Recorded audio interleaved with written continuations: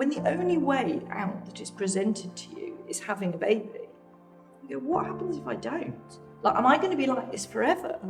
You know, do people get through this? And there isn't any kind of role model, or there just isn't any room for that. And it is almost seen as not acceptable to even entertain the possibility, because you must stay strong. So stay strong, you'll get there. It'll all be worth it when you have your baby in your arms.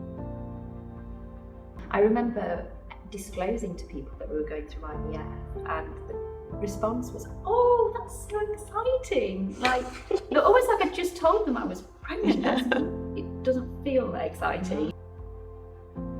I think in the media as well around people almost portraying that people have, it's a choice to have IVF. And yes, it's a privilege. It's definitely, there is an element of choice in there, but I would never have chosen to go down that route. I would never have chosen to go through that. I was just getting so emotional, just, because I have to admit that I've never thought about, the what ifs, or what if it didn't happen, because for me it was waking up every day renewing my hope that this is going to happen, it has to, because like yourself, I literally felt like a failure of a woman. And in the the Black African community, there is so much stigma on getting married, having a baby.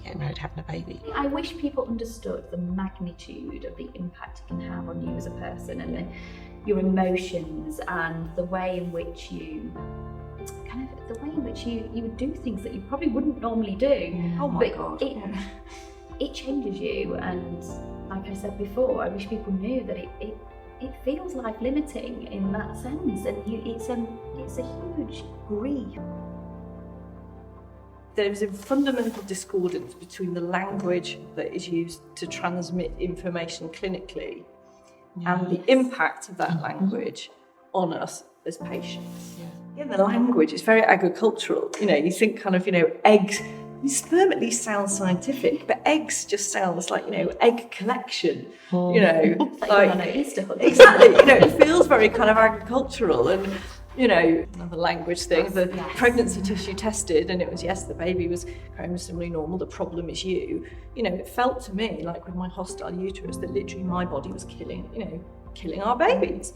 And so I remember saying that, of going, my body killed our babies. And, he got really upset. And he was like, again, he used that exact same language. He said, no, I've got everything. I get really emotional. He said, I've got everything I came for.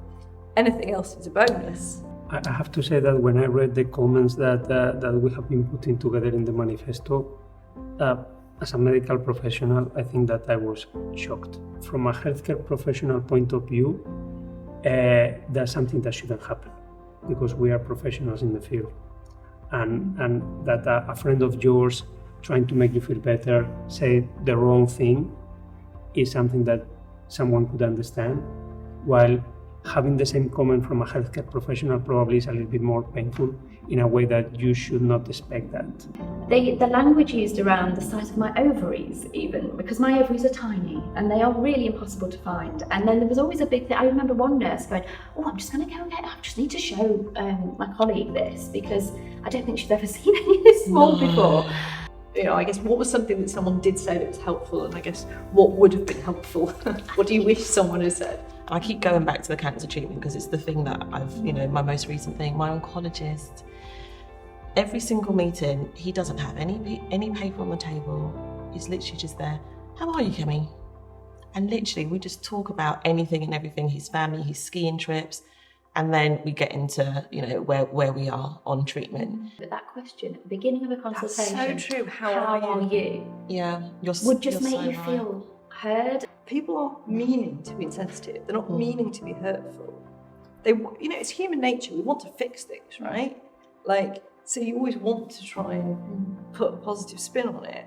And so people mean well, and it's that they don't know what to say. It is totally okay to not know what to say. Yeah. It is totally okay to say, I don't know what to say. Yeah. It's totally, just all you need to do is say, I'm so sorry. And what can I do to support you? That is all that is needed.